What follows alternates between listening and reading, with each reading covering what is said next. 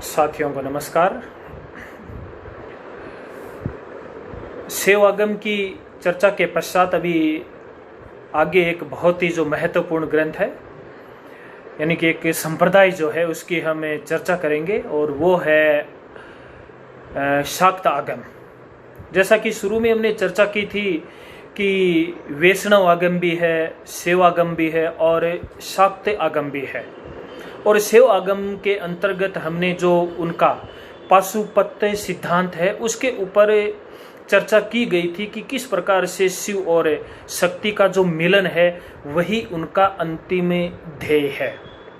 साथियों, देखा जाए तो जो भगवान शिव है, चाहे हम योग की बात करें, तंत्र की बात करें, हम इन आगमों की बात करें, तो एक ही चीज सामने आती है कि इन सभी के जो करता है, इन सभी के जो उत्पत्ति करता है, इनके जो उपदेशक है, प्रथम उपदेशक की यदि हम बात करें तो वो भगवान शिव ही है। और भगवान शिव की जो ये परंपराएं हैं जो आदिकाल से चली आ रही है, और उनमें आगमों में देखा जाए तो वैष्णव सेव और शाक्त की जो बात कही गई थी, और सेव में यह बात आई गई थी कि यह सेव आगम इसलिए भी है कि इसमें वक्ता शिव होते हैं और श्रोत्री देवी होती है। और जो निगम के है, यानी शाक्त, जो हमारे शाक्त जो संप्रदाय है, इसकी जो परंपरा है, उसमें जो देवी है वहां पर वो वक्ता हो जाती है और भगवान शिव वहां पर सुनने वाले हो जाते हैं। और दोनों में भगवान जो विष्णु होते हैं वह अनुमोदक होते हैं। इतना ही नहीं, यदि थोड़ा सा और हम देखें तो जो शिवोक्त शास्त्र है, यानी कि भगवान स्वयं भगवान शिव के द्वारा जिन शास्त्रों की उत्पत्ति हुई है, जिनका उपदेश दिया है, उनमें इनके अलावा यह भी बहुत ही महत्वपूर्ण जो 3 और ग्रंथ है उनकी भी थोड़ी यहाँ चर्चा करना उचित मैं समझूंगा। वो है, एक तो आगम हो ही गया, इसके अलावा यामल और डामर। ये आगम, यामल और डामर, ये तीनों ही वास्तव में तंत्र धारा से जुड़े हुए हैं। यह परंपरा भी आदि काल से चली आ रही है। इसके अंदर यदि हम आगम को देखें तो आगम में अभी हमने पढ़ा सेवागम है, इसी प्रकार रुद्रागम है, और एक आता है भैरव आगम, यानी कि ये 3 आगमों के अंतर्गत आते हैं। तो भगवान शिव के द्वारा इन आगम की रचना हुई, क्योंकि निगम जो है वह तो देवी के द्वारा हुई है। तो आगम भी यहाँ पर देखिए मुख्य रूप से 3 हो गए हैं, यानी भगवान शिव ने आगम की रचना की और आगे जाकर के आगम 3 हो गए हैं। उनमें एक सेवागम हो गया है, दूसरा रुद्र आगम हो गया है, और तीसरा भैरव आगम हो गया है। हालांकि ये तीनों ही जो आगम है इनके अंदर भगवान शिव की ही पूजा की जाती है। सेवागम को हमने पढ़ा है और भगवान शिव को पूजा जाता है। इसी प्रकार से रुद्र की बात करें तो रुद्र भी भगवान शिव को ही माना जाता है, यानी कि रुद्र उन भगवान शिव का ही नाम है। लेकिन अधिकतर हमारे अंदर एक छवि बनी रहती है कि रुद्र यानी कि उनका जो एक रौद्र रूप होता है। यह भी वेदों के समय से भगवान रुद्र का नाम आया है। तो रुद्र आगम है, उसके अंदर भी भगवान शिव की ही पूजा की जाती है। और इस प्रकार से तीसरा जो है भैरव, भैरव भी भगवान शिव को ही कहा गया है। तो इन तीनों के अंदर उनकी पूजा की जाती है। हालांकि आगे तंत्र योग जब आप पढ़ेंगे तो और इनके बारे में बहुत सारी जो नई चीजें आएगी वो भी हमें जानने को मिलेगी। इसी प्रकार से जब यामल की बात आती है, यामल के अंदर फिर इनके 6 विभाग है। वो है ब्रह्मा, विष्णु, रुद्र, गणेश, रवि और आदित्य। इनके अंतर्गत वर्णन आता है और इनकी पूजा की जाती है। तो यामल के अंदर देखा जाए तो जो हमारे मुख्य तीनों देवता है, ब्रह्मा की बात करें, चाहे विष्णु की बात करें, और रुद्र यानी शिव की बात करें, ये इसमें आ जाते हैं। और इसके अलावा गणेश, रवि और आदित्य का भी नाम आता है। इसी प्रकार डामर के अंदर भी 6 है। उन 6 में योग है, शिव है, दुर्गा है, सरस्वती है, ब्रह्मा है और गंधर्व है। तो ये आगम भी अपने आप में बहुत विस्तृत है, लेकिन इनका थोड़ा सा हमें नॉलेज होना चाहिए कि ये किस प्रकार के यह ग्रंथ है। इसी प्रकार से पंच स्तोत्र की भी आगमों के अंदर व्यवस्था की गई है और इन पंच स्तोत्रों के अंतर्गत आता है लौकिक, वैदिक, आध्यात्मिक, अतिमार्ग और मंत्रात्मक। यानी कि एक बहुत ही लंबी चौड़ी साधना और सिद्धांतों की यह अपने आप में एक प्रक्रिया है। लेकिन अभी हम यहाँ पर जो विशेष तौर से चर्चा करेंगे वह है शाक्त मत की। यानी कि शाक्त मत के अंतर्गत किन की पूजा की जाती है। जैसा कि नाम है शक्त, जो शब्द बना है वह वास्तव में शक्ति से बना है। यानी कि इसके अंतर्गत शक्ति की पूजा की जाती है और शक्ति के हमें 3 रूप दिखाई देते हैं। वो 3 रूप है परमा, परा और अपरा। यानी कि ये जो 3 है परमा, परा और अपरा, इनको थोड़ा सा हम यहाँ पर समझने का प्रयास करते हैं। परा, सबसे पहले परमा की हम बात करते हैं। परमा यानी कि परमात्मा शक्ति, वह परम शक्ति। और उस परम शक्ति को शैव सिद्धांत में हमने क्या पढ़ा था, वहां पर नाम दिया था इसको पति। पति यानी कि शिव, शिव यानी कि जो क्या है, जो अचंचल है। तो यहाँ पर जो ये परमा शक्ति है, ये परमा शक्ति का अर्थ हो गया स्थिरता। अब स्थिरता का अर्थ क्या हो गया, ये अचंचलता। अब देखिए यहाँ पर इस शक्ति के जो 3 रूप बताए गए हैं और उसमें सबसे पहले ही कह दिया गया जो परमा की बात, स्थिरता की बात। अर्थात यहाँ पर जो ये स्थिरता वाली बात है यह उस शिव से ही संबंधित है। तो इसका अर्थ ये हुआ कि ये शिव और शक्ति कोई 2 नहीं है, वास्तव में यह दोनों है एक ही। लेकिन हमारे पशु भाव के कारण, हमारी अज्ञानता के कारण, हमारी अविद्या के कारण, यह हम यूं कह सकते हैं कि हमारे उस शिव तत्व या हमारी इस जीवात्मा के ऊपर कर्मों का एक ऐसा आवरण, एक ऐसा बंधन आ गया है जिसके कारण से हम क्या कर रहे हैं, हम इस शिव और शक्ति को अलग अलग समझ रहे हैं, हम इसको एक नहीं मान रहे हैं। जबकि है क्या, ये दोनों एक ही है, क्योंकि इनका आखिर में मिलन तो होना ही है। और देखिए मिलन या मिश्रण वही हो सकता है जहां पर क्या होगा, जहां पर उन दोनों के वो सजातीय होंगे, यानी कि उनके गुण एक समान होंगे, वो दोनों विपरीत नहीं हो सकते। तो शक्ति का यह पहला रूप जो परमा है, यह परमात्मा है जिसके अंदर स्थिरता है। इसके बाद में जो दूसरी चीज आती है परा, यानी कि परमात्मा शक्ति, और दूसरी परा है वह है ज्ञान शक्ति। यानी परा को क्या कहा गया है, ज्ञान शक्ति कहा गया है। अब देखिए है शक्ति, है ऊर्जा ही, लेकिन ये ऊर्जा देखो 3 रूपों में किस प्रकार से काम करती है। अब यहाँ पर ये जो ज्ञान शक्ति है ये क्या है, ये वास्तव में वैष्णवी शक्ति है। ये कौन सी शक्ति है, वैष्णवी शक्ति, जिसको कहा गया है बलशीलता। यानी कि बिना बल के, बिना उसके हमें काम नहीं कर सकते। हमें काम करने के लिए वह बल चाहिए, वह शक्ति चाहिए। अब शक्ति का काम तो यही है, क्रिया करवाना, कार्य करवाना, फोर्स जिसको हम बोलते हैं। तो इसके द्वारा वह सब कुछ होता है। उसके बाद में जो तीसरी चीज आती है वह है अपरा। अपरा यानी कि कर्म शक्ति, जिसको अविद्या या जीवात्मा कहा गया है। ये इसका तीसरा रूप है और ये इसका तीसरा रूप हम है। हमारा जो ये शरीर है, जो हम बैठे हैं, ये वास्तव में कर्म शक्ति है। क्योंकि भगवान ने जो हमें ये शरीर दिया है और इस शरीर के साथ में कौन सी शक्ति दी है, ये तीनों शक्तियां दी है। कर्म शक्ति हमें दी है कि हम कार्य कर सकते हैं, लेकिन किस प्रकार का कार्य करना चाहिए, हमें क्या करना चाहिए और हमें क्या नहीं करना चाहिए, इसके लिए हमें क्या दी है, वैष्णवी शक्ति, जिसको हम क्या बोलते हैं, ज्ञान बोलते हैं। और इन दोनों के माध्यम से हम क्या कर सकते हैं, हम इन दोनों के माध्यम से उस परमात्मा यानी कि उस स्थिर शक्ति के को हम प्राप्त कर सकते हैं। तो इसीलिए इस शाक्त मत के अंतर्गत इस शक्ति की पूजा की जाती है। अब इस शक्ति को देखिए, इन्होंने पहले ही परमा के नाम से परमात्मा शक्ति तो बोल ही दिया है, लेकिन फिर भी हमारी अज्ञानता के कारण से हम इसको समझ नहीं पा रहे हैं। इसलिए हमारे पास में अब ये इस स्थिरता वाले को तो एक बार हम छोड़ देते हैं, क्योंकि ये तो कोई कार्य करेगा नहीं। लेकिन इसको प्राप्त करने के लिए हमारे पास में दो शक्तियां अभी भी है, और वह शक्तियां हैं ज्ञान शक्ति और कर्म शक्ति। और मनुष्य को यह चीज उस ईश्वर ने प्रदान की है, और यह जो शक्ति है ये पशुओं को प्रदान नहीं की है। लेकिन फिर भी हम यदि नहीं मानते तब तो पशु है, और यदि इसको हम स्वीकार करते हैं, इसका पालन करते हैं, इसके अनुसार चलते हैं, तब यह पशु उस पास को तोड़ करके इस पति के अंदर, यानी कि इस पति को वह क्या कर सकता है, वह प्राप्त कर सकता है।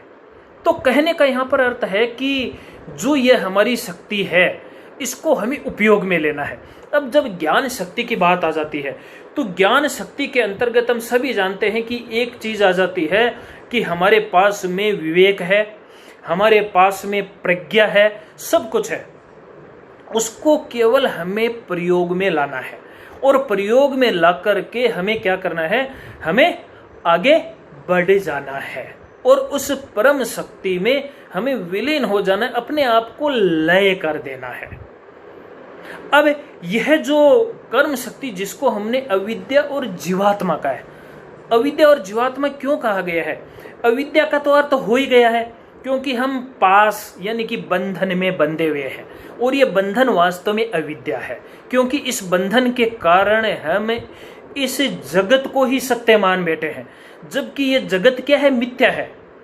वेदों में भी ये कहा गया कि ये जगत क्या है, यह जगत मिथ्या है, और इस मिथ्या के कारण से ही क्या हो रहा है, इस मिथ्या के कारण से ही हम बंधन में बंधे हुए हैं।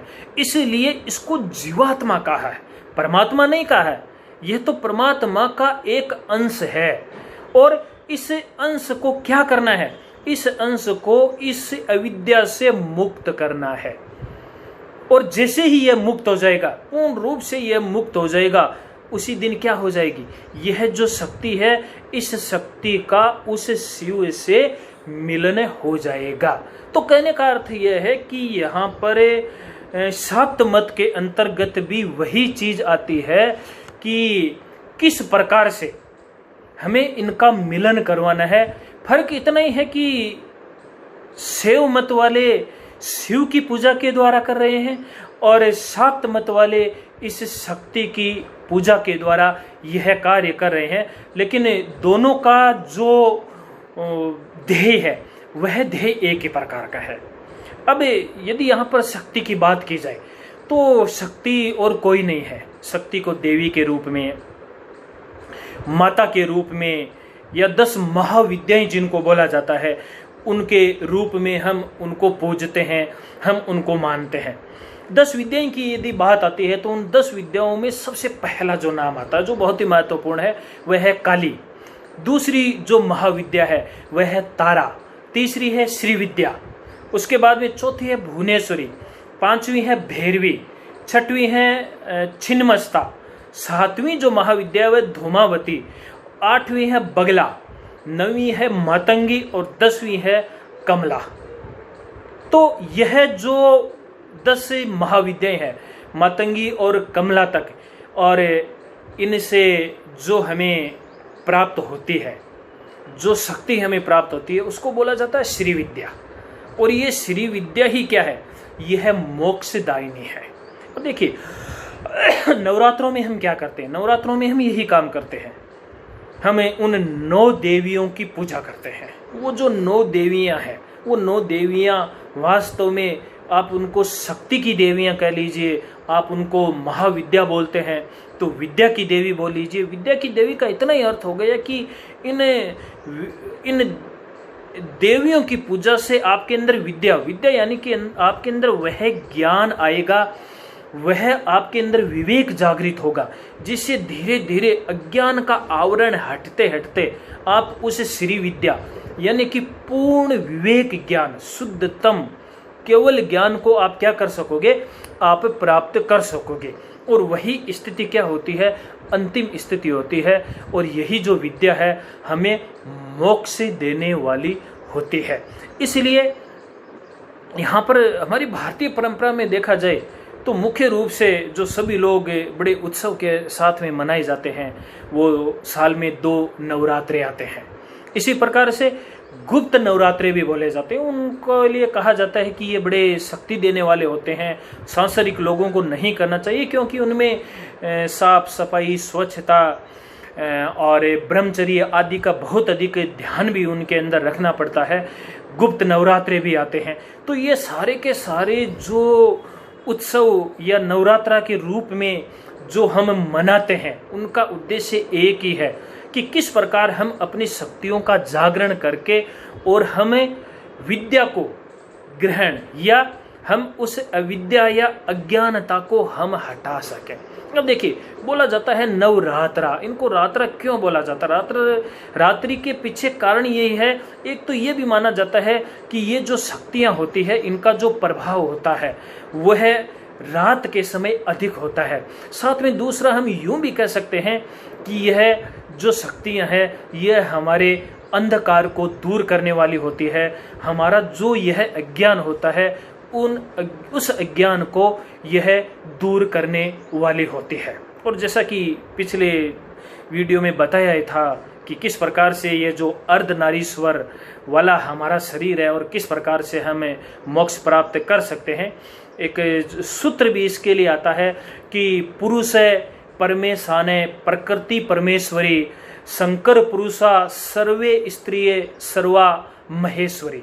यानी कहने का अर्थ है कि पुरुष परमेशान प्रकृति परमेश्वरी, यानी कि पुरुष जो है वह परमेश्वर है, तो प्रकृति कौन है? वह परमेश्वरी यानी कि शक्ति है। जो भी हमें ये प्रकृति दिखाई दे रही है, ये उस पुरुष का ही रूप है। और यह जो शक्ति हमें दिखाई दे रही है वो इससे कोई अलग नहीं है। शंकर पुरुषा, शंकर पुरुष सर्वे स्त्रिय सर्वा महेश्वरी, यानी कि यह सूत्र अपने आप में एक बहुत ही महत्वपूर्ण है। यानी कि जो वेदों में बात कही गई है ना कि यथा पिंडे तथा ब्रह्मांडे वाली बात है, इस शरीर में तो संपूर्ण ब्रह्मांड है और इस ब्रह्मांड में जो कुछ है वह सारा का सारा हमारे इस शरीर के अंदर है।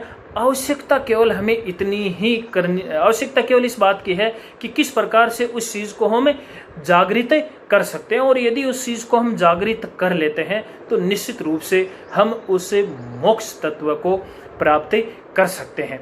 इसलिए भारतवर्ष के अंदर जिस शक्ति की हम बात करते हैं, ये शक्तियां वास्तव में देखा जाए तो यदि हम इन 10 महाविद्याओं की भी बात करें तो ये 10 महाविद्याएं एक तरह से हमारे शरीर में पाई जाने वाली अलग अलग प्रकार की ऊर्जा है। ये अलग अलग प्रकार के ऊर्जा की क्या है? लेवल है। उन ऊर्जा के लेवल को हमें समझना है। यदि थोड़ा और गहराई में जाकर कि कभी नवरात्रे आए तब आप पढ़ना इनके बारे में कि काली क्या है, छिन्नमस्ता क्या है, मातंगी क्या है, धूमावती क्या है। इनके अलग अलग गुण बताए गए हैं, इनके अलग अलग विशेषताएं बताई गई है, इनकी अलग अलग पावर्स बताई गई है। तो ये पावर का अर्थ क्या हो गया? ऊर्जा हो गया। ये सारी हमारे शरीर के अंदर है, आवश्यकता इनको केवल जागृत करने की है। ठीक इसी प्रकार से प्राय कहते हैं कि काली का जो रूप है वह तो बड़ा भयानक है। और देखिए, काली का रूप जो भयानक बताया हुआ है उसके पीछे बहुत सारे कारण हैं। वह जो भयानक रूप दिखाया हुआ है वास्तव में वह तो एक प्रतीक है और कुछ भी नहीं है। कि भगवान शिव भी उनके चरणों में पड़े हैं और बहुत सारे नर मुंडों की माला है और जीभ इनकी बहुत सारी लंबी है। वो सारे के सारे जो चीजें हैं वो अपने आप में एक संकेत है और कुछ भी नहीं है। संकेत के रूप में यदि हम उदाहरण लें तो जो बहुत लंबी जीभ जो बाहर निकली हुई है वह वास्तव में खेचरी मुद्रा है उनकी, वह खेचरी मुद्रा का संकेत है।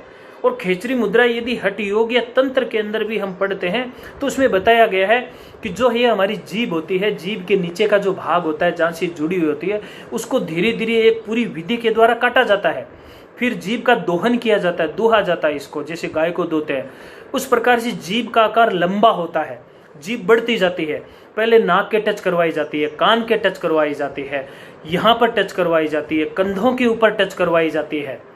जीभ जैसे जैसे बढ़ती जाती है वैसे ही उसको फिर कपाल गुहा तक उसको ले जाया जाता है और जो अमृत का पान होता है उसका पान किया जाता है, तब जाकर के खेचरी मुद्रा सिद्ध होती है। तो ये खेचरी मुद्रा का प्रतीक है। तो जितनी भी प्रकार की देवियां आदि दिखाई गई है उनके पीछे बड़े रहस्य है और एक साधारण आदमी उनको समझ नहीं पाता है। इसीलिए ये जो 10 महाविद्याएं हैं उनका अपना अपना एक अलग रूप है और वो रूप इसलिए कि उनकी अपनी अपनी अलग अलग प्रकार की शक्तियां हैं और ये शक्तियां बार बार समय समय पर जब हम मान लीजिए कुछ भी ऐसा या गलत अच्छा कोई भी कार्य करते हैं तब ये हमारी सहायता भी करती है, हमें ये इंगित भी करती है और अपना अलग अलग ये रूप भी दिखाती है। ठीक उसी प्रकार से इलेक्ट्रिसिटी को जैसे आप यूज में लेंगे वैसे ही वह आपको अपना असर दिखाएगी। यदि आप उससे कोई अपने घर में कोई वस्तु फ्रिज टीवी चलाना चाहते हैं तो चल जाएगी और आप चाहेंगे कि नहीं मैं तो उसके हाथ लगाऊंगा तो अपने करंट के द्वारा असर भी दिखाएगी। तो ठीक इसी प्रकार से इस शक्त मत के अंतर्गत इस शक्ति की पूजा होती है। तो साथियों अभी इस वीडियो में इतना ही। आगे की वीडियो में एक बहुत ही अच्छा लेक्चर होगा हमारा कुंडलिनी के ऊपर। तब तक के लिए आप सभी का धन्यवाद। नमस्कार।